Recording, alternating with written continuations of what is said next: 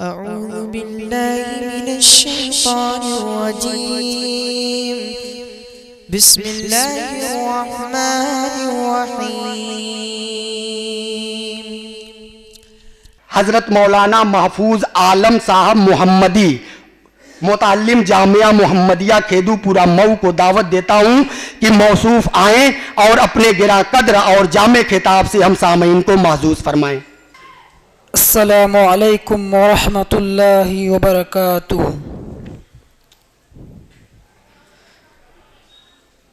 ان الحمد للہ نحمده ونستعینه ونستغفره ونؤمن به ونتوکل علیہ ونعوذ باللہ من شرور انفسنا ومن سیئات اعمالنا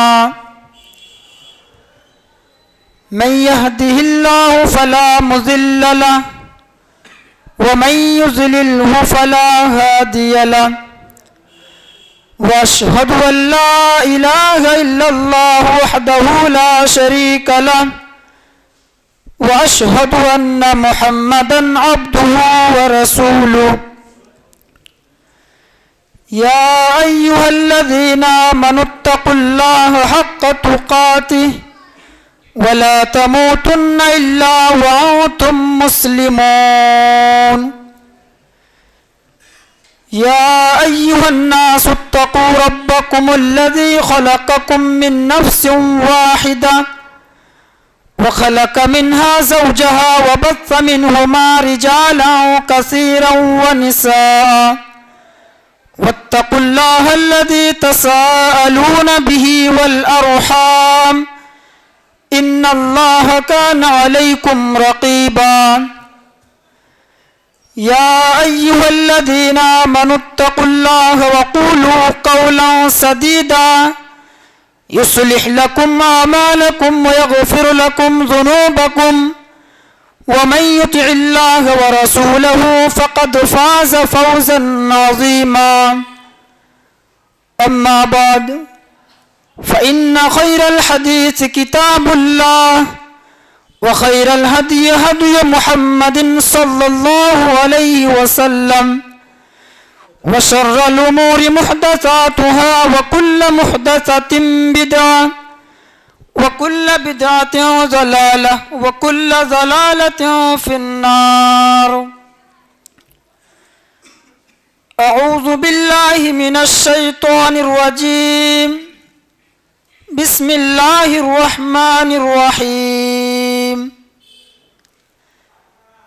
يا أيها الذين آمنوا لا تبطلوا صدقاتكم بالمن والأذى كالذي ينفق ماله رياء الناس ولا يؤمن بالله واليوم الآخر فمثله كمثل صفوان عليه تراب فأصابه وابل فتركه صلدا لا يقدرون على شيء مما كسبوا والله لا يهدي القوم الكافرين۔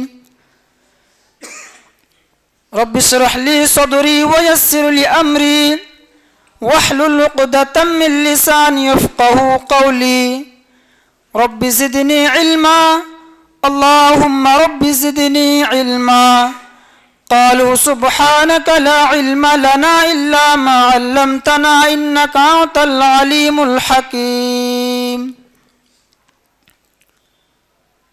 معزز علماء اکرام، نوجوان بھائیوں اور معصوم بچوں، خواتین پردہ نشین ماؤں بہنوں،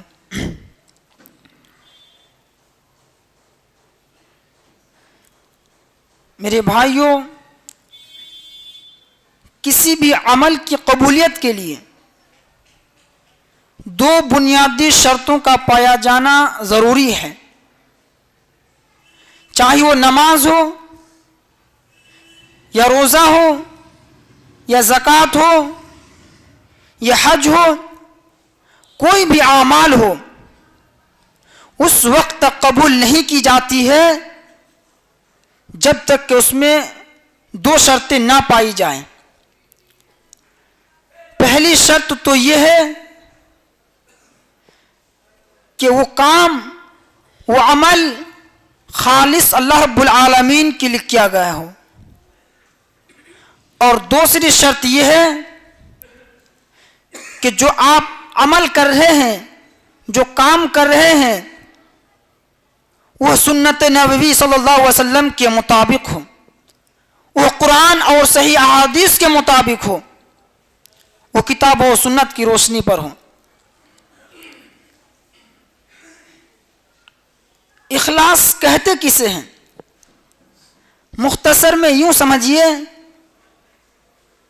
کہ اخلاص کہتے ہیں کہ جو کام آپ کر رہے ہیں وہ صرف اور صرف خالص اللہ رب العالمین کے لیے کرے، اسے اخلاص کہتے ہیں۔ جبکہ ریاکاری کہتے ہیں کہ اللہ کو چھوڑ کر کسی دوسروں کو دکھانے کے لیے عمل کیا جائے تاکہ وہ اس کی تعریف کرے یا اس کی عزت یا افزائی کرے یا دنیاوی کسی مفادات کو حاصل کرنے کی غرض سے ہو، اسے ریاکاری کہتے ہیں۔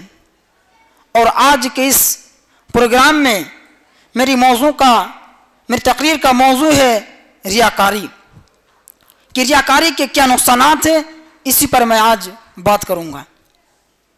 قرآن مجید کی سورہ بقرہ آیت نمبر 264 کے اندر اللہ رب العالمین مومنوں کو ایک اہم تعلیم دی ہے۔ فرمایا یا ایھا الذین آمنوا لا تبطلوا صدقاتکم بالمن والاذی کالذی ينفق مالہ رئاء الناس۔ اے ایمان والو، اے وہ لوگوں جو ایمان لائے ہو، اے مومنو، تم اپنے صدقہ کو، اپنے خیرات کو، اپنے نیکیوں کو تکلیف دے کر اور احسان جتلا کر برباد نہ کرو۔ جس طریقے سے ایک ریاکار آدمی، ایک ریاکار انسان اپنے اعمال کو، اپنے صدقہ کو، اپنے خیرات کو برباد کر رہا ہے۔ ریاکار انسان نہ رب العالمین پر ایمان رکھتا ہے، نہ یوم آخرت پر ایمان رکھتا ہے، اس کے دل میں نہ اللہ کا خوف ہوتا ہے نہ آخرت کا خوف ہوتا ہے۔ فرمایا فَمَثَلُهُ كَمَثَلِ صَفْوَانٍ عَلَيْهِ تُرَابٌ فَأَصَابَهُ وَابِلٌ فَتَرَكَهُ صَلْدًا۔ فرمایا ریاکار انسان کی مثال اس جیسی ہے جیسے ایک چکنے پتھر پر تھوڑی سی مٹی ہو اور اس پتھر پر آسمان سے زور کی بارشیں ہو۔ اس پتھر پر تھوڑی سی مٹی تھی اور آسمان سے زور کی بارش ہونے کی وجہ سے وہ پتھر کو بالکل صاف کر دیا۔ تھوڑی سی مٹی تھی، بارش نے مٹی کو بہا لے گئی۔ فرمایا ریاکار انسان کہنے کے تو نماز پڑھ رہا ہے، ریاکار انسان کہنے کے تو زکوٰۃ دے رہا ہے، ریاکار انسان کہنے کے تو حج کر رہا ہے، ریاکار انسان کہنے کے تو قرآن کی تلاوت کر رہا ہے، لیکن ریاکاری کی وجہ سے وہ اپنے عمل پر، وہ اپنے کیے ہوئے اعمال پر قدرت نہیں رکھتے ہیں، وہ اسے اپنے اعمال کا کوئی بدلہ نہیں ملے گا۔ میرے بھائیوں، شریعت نے ریاکاری کو شرک قرار دیا ہے، کہا کہ یہ شرک اصغر ہے۔ مسند احمد کی روایت ہے، اللہ کے نبی جناب محمد رسول اللہ صلی اللہ علیہ وسلم نے ارشاد فرمایا، اپنے صحابہ کرام کو مخاطب کرتے ہوئے فرماتے ہیں، ان اخوف ما خاف علیکم الشرک الاصغر۔ اے میرے صحابہ، اے میرے ساتھیوں، مجھے تم پر سب سے زیادہ خوف، سب سے زیادہ ڈر شرک اصغر کا ہے۔ صحابہ کرام نے پوچھا، اللہ کے رسول وما الشرک الاصغر، اللہ کے رسول یہ شرک اصغر کیا ہے؟ آپ نے فرمایا الریا، وہ ریاکاری ہے، وہ دکھانے کے لیے نماز پڑھنا ہے، وہ دکھانے کے لیے زکوٰۃ دینا ہے، دکھانے کے لیے صدقہ و خیرات کرنا ہے۔ یقول اللہ عز وجل لاصحاب یوم اذا جاز الناس یوم القیامت اذا جاز الناس۔ فرمایا کل قیامت کے دن اللہ رب العالمین اپنے بندوں کو اس کے اعمال کا بدلہ دیا جائے گا۔ جو اچھا عمل کرے گا اس کے ساتھ اچھا سلوک کیا جائے گا، جو برا عمل کرے گا اس کے ساتھ برا سلوک کیا جائے گا. فرمایا فَمَن يَعْمَلْ مِثْقَالَ ذَرَّةٍ خَيْرًا يَرَهُ وَمَن يَعْمَلْ مِثْقَالَ ذَرَّةٍ شَرًّا يَرَهُ. جو شخص بھی ذرہ برابر بھی نیکی کا کام کیا ہوگا وہ اسے دیکھ لے گا، اور جو شخص بھی ذرہ برابر بھی برائی کا کام کی ہوگی وہ اس کو بھی دیکھ لیں گے. ہر انسان کو اپنے اعمال کا بدلہ دیا جائے گا، لیکن ریاکار انسان کو، ریاکاری کرنے والوں کو اللہ رب العالمین کل قیامت کے دن کہے گا اذهبوا الى الذين كنتم تراؤون في الدنيا. آج میرے پاس تمہارے لیے کوئی بدلہ نہیں ہے، تم چلے جاؤ ان لوگوں کے پاس چلے جاؤ جن کو تم دکھا کر کے نماز پڑھا کرتا تھا، جن کی خوشی کو چاہتے ہوئے تو نے نماز پڑھا تھا، آج اسی کے پاس چلے جاؤ. فانظروا هل تجدون عندهم جزاء. اور تم دیکھو کیا تم اس کے پاس اپنے اعمال کا، اپنے کیے ہوئے کا بدلہ پاتے ہو. میرے بھائیوں، کل قیامت کے دن کس انسان کو بدلہ دینے کی تو دور کی بات ہے، اللہ رب العالمین نے پہلے فرما دیا ہے یوم لا تملک نفس لنفس شیئا والامر یومئذ للہ. کل قیامت کے دن کو کسی نفس کو نہ ہی پوچھے گا، اور تمام کی تمام فیصلہ صرف اللہ رب العالمین کے ہاتھ میں ہوگا. ایسے ماحول میں ریاکاری خسارے ہی خسارے میں ہوں گے. آپ کو معلوم ہے کہ دجال کا فتنہ بہت بڑا فتنہ ہے. نبی کریم صلی اللہ علیہ وسلم نے فرمایا کہ مجھ سے پہلے جتنے بھی پیغمبر آئے سب کے سب نے اپنے امت کو دجال کے فتنے سے ڈرایا ہے،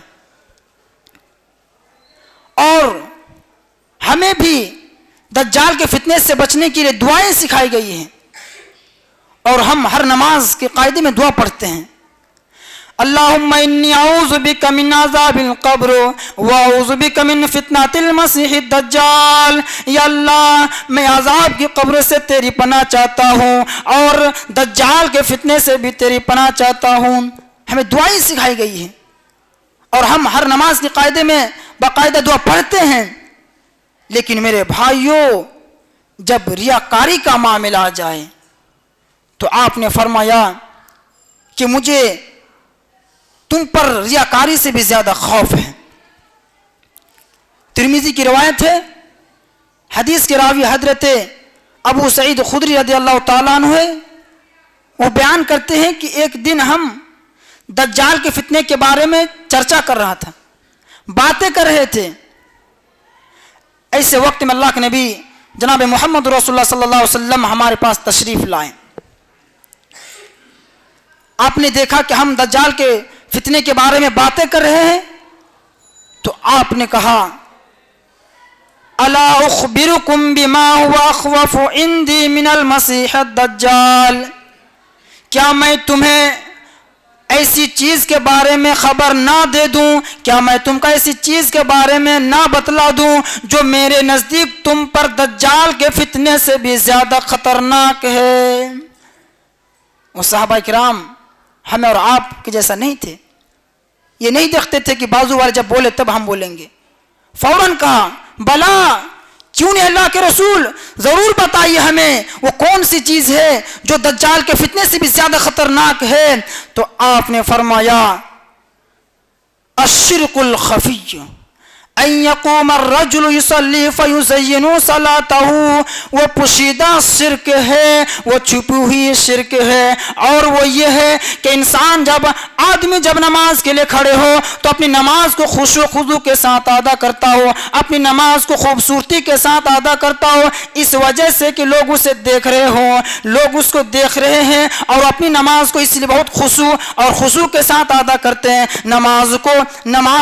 نماز میں خوبصورتی پیدا کرتے ہیں تاکہ لوگ اس کی طرف دیکھ رہے ہیں اور وہ اپنی نماز کو خوبصورتی کے ساتھ ادا کرتے ہیں. اس لیے اللہ رب العالمین نے پہلے کہہ دیا ہے فویل للمصلین الضالين الذين هم عن صلاتهم ساهون الذين هم يراءون. فرمایا ہلاکت ہے ان نمازیوں کے لیے، بربادی ہے ان نمازیوں کے لیے، وائل ہے ان نمازیوں کے لیے جو اپنی نماز سے غافل رہتے ہیں، جس کا دل نماز سے غافل رہتے ہیں.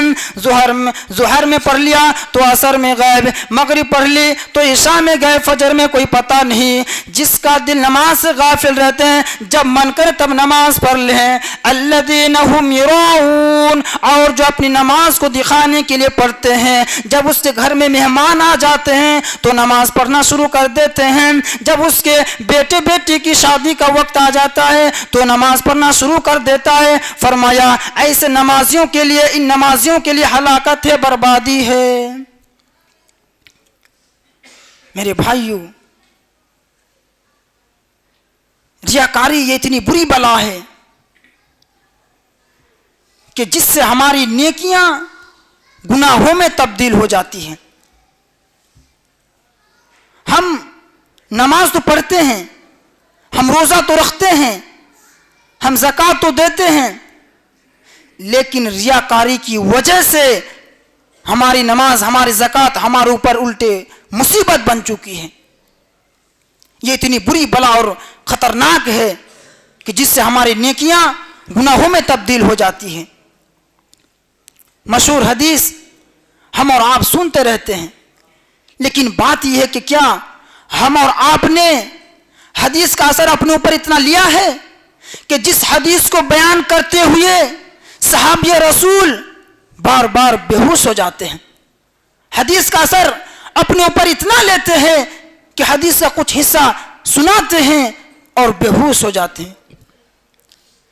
اتنے للہیت اور خلوص کے باوجود حدیث کا اثر اپنے اوپر اتنے لیتے ہیں، اتنا لیتے ہیں کہ حدیث بیان کرتے کرتے کتنے بار بے ہوش ہو جاتے ہیں. آئیے دیکھتے ہیں وہ کون سی حدیث ہے. عورتوں سے گزارش ہے کہ وہ اندر چلی جائے اور عورتوں آبی جگہ دے کہ وہ قاعدے سے بیٹھ جائیں. بخاری مسلم کی روایت ہے. حضرت ابو ہریرہ رضی اللہ تعالیٰ عنہ مکے سے مدینہ تشریف لے جاتے ہیں. مدینے کے لوگوں نے دیکھا کہ آج ابو ہریرہ ہمارے پاس تشریف لائے ہیں. لوگوں نے کہا شیخ آج ہمیں ایسی حدیث سنائیے، آج ہم لوگوں کو ایسی حدیث بتائیے جس حدیث کو آپ نے ڈائریکٹ اللہ کے نبی جناب محمد رسول اللہ صلی اللہ علیہ وسلم سے سنی ہے.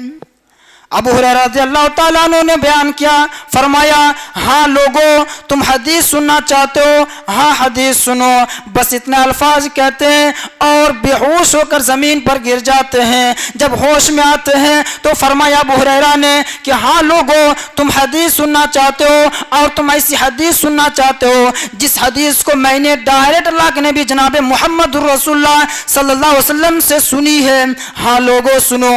پھر بے ہوش ہو جاتے ہیں. جب تیسری مرتبہ ہوش میں آتے ہیں تو فرماتے ہیں ہاں لوگوں سنو، تم حدیث سننا چاہتے ہو اور تم وہ حدیث سننا چاہتے ہو، ایسی حدیث سننا چاہتے ہو جس حدیث کو میں نے ڈائریکٹ اللہ کے نبی جناب محمد رسول اللہ صلی اللہ علیہ وسلم سے سنی ہے.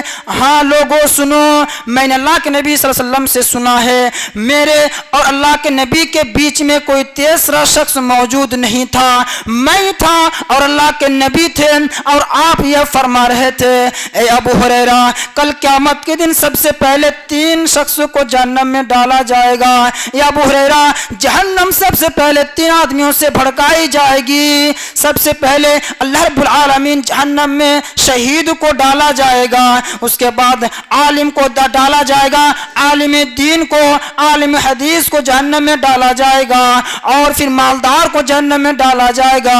اے ابو ہریرہ کل قیامت کے دن سب سے پہلے اللہ رب العالمین ایک شہید کو لایا جائے گا.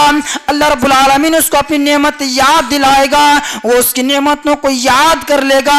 اللہ رب العالمین اس سے پوچھے گا بندہ بتاؤ تو نے دنیا کے اندر ان نعمتوں میں کیا کیا ہے؟ وہ بندہ فوراً جواب دے گا یا اللہ میں نے تیرے راستے میں قتل کرتے کرتے شہید ہو گیا، یا اللہ میں نے تیرے راستے میں جہاد کرتے کرتے اپنی گردنیں کٹوا دی ہے. اللہ تعالیٰ کہے گا لکذبت ولکنک قاتلت لأن یقال جریح.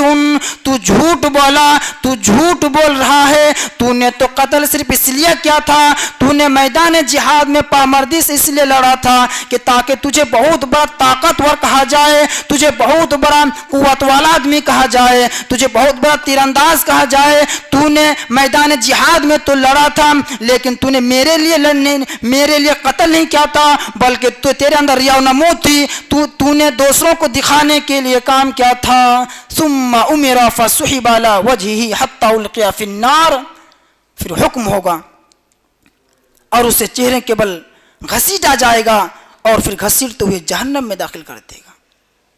یہ پہلا شخص ہے جس کو جہنم میں ڈالا جائے گا پہلے نمبر پر. اور دوسرے نمبر پر وہ ہم اور آپ ہی ہوں گے. وہ کوئی شراب یا جواری نہیں ہوگا، وہ عالم قرآن ہوگا. فرمایا دوسرے نمبر پر رب العالمین اس شخص کو لایا جائے گا دوسرے نمبر پر جنہوں نے شریعت کا علم سیکھا تھا، علم حاصل کیا تھا اور دوسروں کو بھی علم سکھایا تھا. اللہ رب العالمین اس کو اپنی نعمت یاد دلائے گا، وہ اللہ رب العالمین کی نعمتوں کو یاد کر لے گا. اللہ رب العالمین اس سے پوچھے گا بندہ بتاؤ تو نے ان نعمتوں میں کیا کیا ہے؟ وہ بندہ فوراً جواب دے گا یا اللہ میں نے تیرے راستے میں نے شریعت کا علم حاصل کیا ہے، یا اللہ میں نے قرآن کو پڑھا ہے، قرآن کو حفظ کیا ہے اور دوسروں کو بھی حفظ کرایا ہے. اللہ تعالیٰ کہے گا کذبت ولکنک تعلمت العلم لیقال عالم وقرأت القرآن لیقال ہوا قارئ.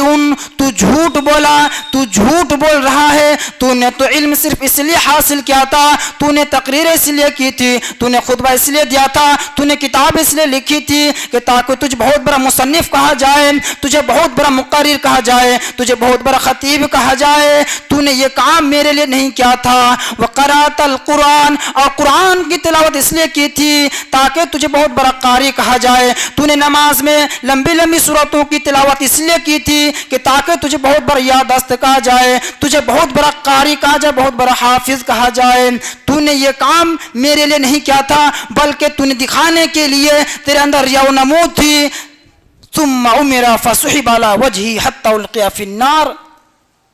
پھر حکم ہوگا، حکم دیا جائے گا اور اسے چہرے کے بل گھسیٹتا ہوا جہنم میں ڈال دیا جائے گا.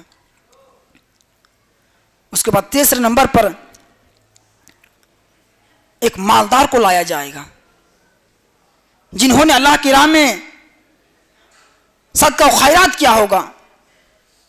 تیسرے نمبر پر اللہ رب العالمین ایک مالدار کو لائے گا اور اس کو اپنی نعمت یاد دلائے گا. اللہ رب العالمین اس سے پوچھے گا بندہ بتاؤ ہم نے تمہیں قسم قسم کے مالوں سے نوازا تھا، تو نے ان مالوں میں کیا کیا ہے؟ وہ بندہ فوراً جواب دے گا یا اللہ میں نے کوئی ایسا راستہ نہیں چھوڑا ہے جہاں پہ تجھے خرچ کرنا پسند ہو کہ میں نے وہاں پہ خرچ نہ کیا ہو، بلکہ اللہ میں نے ہر موقع پہ اپنا مال لٹا دیا ہے. میں نے زکوٰۃ وصول کرنے والوں کو کبھی واپس نہیں بھیجا ہے. میں ہمیشہ مسکینوں کو کھانا کھلاتا رہا، ہمیشہ فقیروں کو صدقہ و خیرات کرتے رہا. اللہ تعالیٰ کہے گا کذبت ولکنک فعلت لیقال جواد. تو جھوٹ بولا، تو جھوٹ بول رہا ہے. تو نے تو مال صرف اس لیے خرچ کیا تھا، تو نے مسکینوں کو کھانا اس لیے کھلایا تھا، تو نے فقیروں کو صدقہ و خیرات اس لیے کیا تھا کہ تاکہ تجھے بہت بڑا مالدار کہا جائے، بہت بڑا دولت مند کہا جائے. تیرے اندر ریاء و نمود تھی، تیرے اندر تکبر تھی. تو نے یہ کام میرے لیے نہیں کیا تھا بلکہ دوسروں کو دکھانے کے لیے کام کیا تھا.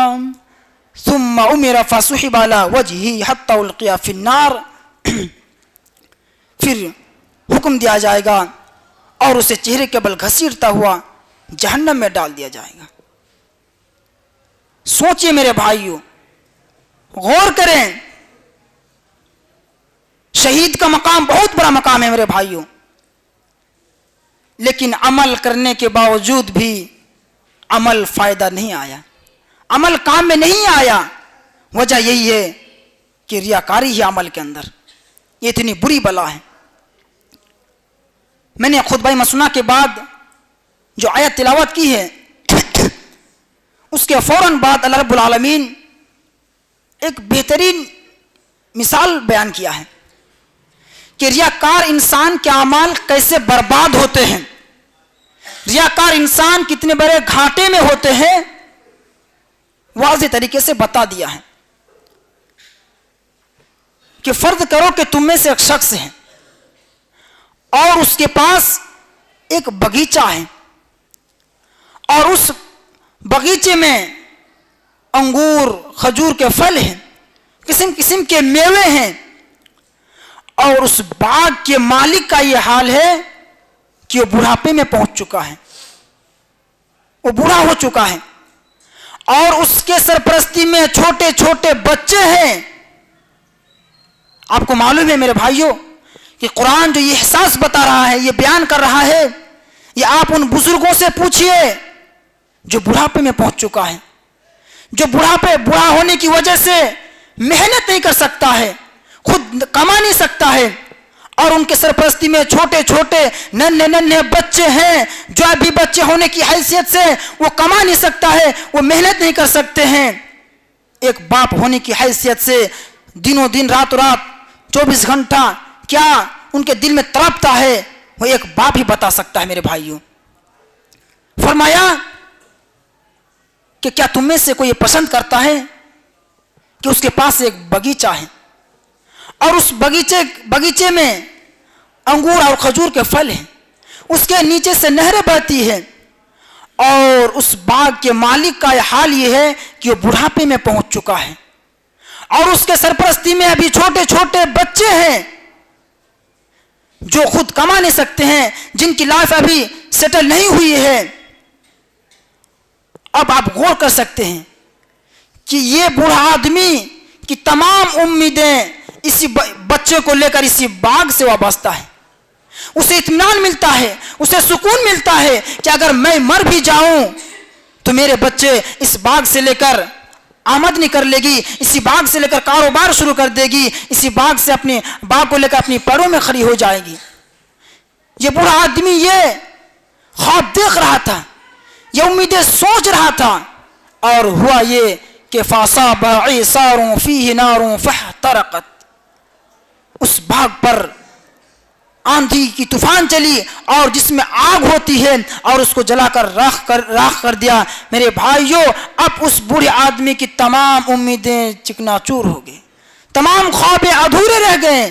اسی طریقے سے روز قیامت کے دن ریاکار انسان یہ سوچے گا کہ میں نے تو عمل کیا ہے، میں نے تو دنیا کے اندر نمازیں پڑھی ہے، میں نے زکوٰۃ دی ہے، میں نے حج کی ہے، لیکن ریاکاری کی وجہ سے ریاکاری نے اس کے اعمال کو برباد اور ضائع کر دیا ہے۔ میرے بھائیوں،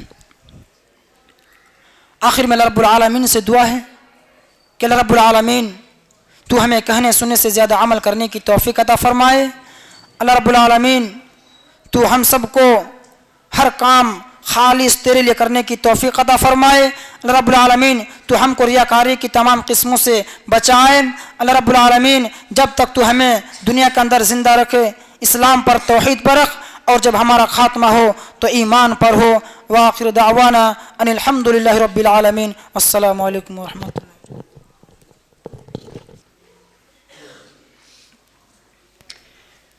یہ تھے حضرت مولانا محفوظ عالم صاحب محمدی، جو اپنے گراں قدر خطاب سے ہم سامعین کو محظوظ فرما رہے تھے۔ اب ان کے بعد